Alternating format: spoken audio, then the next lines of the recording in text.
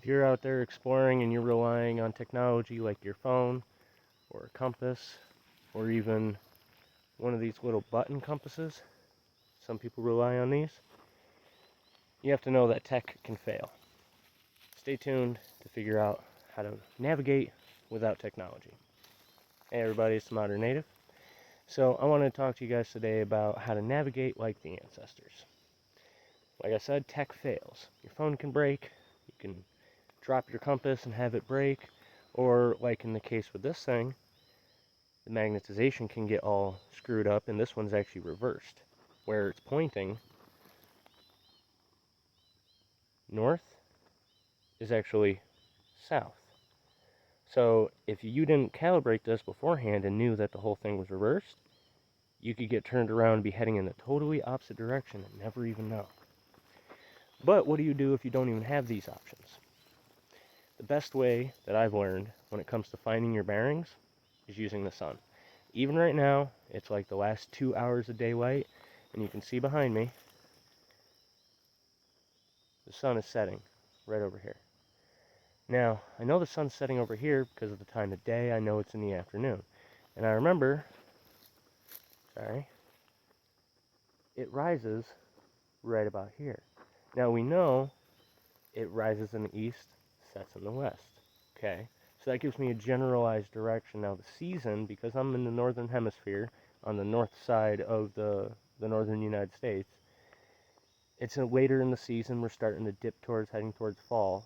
So I know that where the sun rises is heading towards the north side of things, because in the summer it's actually rising like southeast, southwest.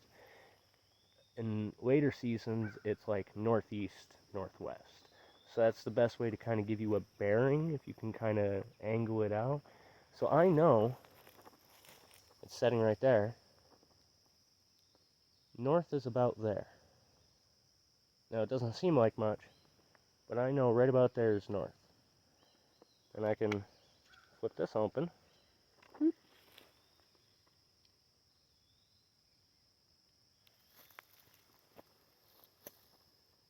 And yeah, right pointed. That's north. So you can use the sun to gather your bearings.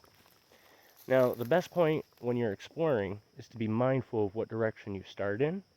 So if you're on a road that's heading north to south, and you're starting on the west side of that road to go into the woods, you can kind of remember when you're standing there, be like, okay, here's the road, here's this side of the road, the trail's heading in that direction.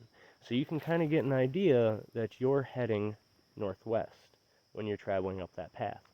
And if you keep in mind how you're going and how you're turning, you can keep a general bearing of which direction you're heading.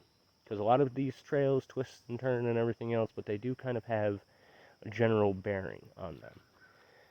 And if you stay in tune with your direction, just periodically be like, all right, well, if you've got a watch, you check the time, be like, okay, so it's heading in the afternoon, I'm still heading about northwest. Okay, cool, that's nice. If you ever get lost, you're like, okay, southeast. And you can eventually find the path or the angle or the road that you're heading towards. Now you pick up land markers. Let me see if I got a good unique tree. See this guy behind me? See that weird V? That really sticks out if you're walking around and you're kind of glancing up. That kind of marker will stick out, and that can give you a land marker or a stump. Now I know I'm standing on a trail right now, but if you didn't have a trail, you could be using unique objects, unique rocks, unique moss features to find your bearings or to remember landmarks on your way back if you have intersecting trails. Now, trail markers is another thing. Now, if you're not on a given trail and you go to walk off into the woods here, you could walk up to something like this and just give it a bend. Now, I know it doesn't look like much, but you can also do one higher. Just something weird. It looks odd now. So when you walk up to it, you'll see it on your way back through to know that that L is where you're going. Now, the natives and the ancestors used to use these techniques, and they used to actually have like a pattern. It would be, I can't remember what it is because I looked it up a long time ago, but it was like down and to the left was a specific direction, at a certain height it was another direction, something, a certain marker led you to water, things like that. Now, another big thing is game trails. And actually, this is a game trail.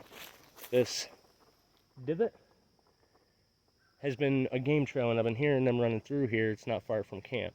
So you can actually use these to follow your path through, because animals generally take the path of least resistance.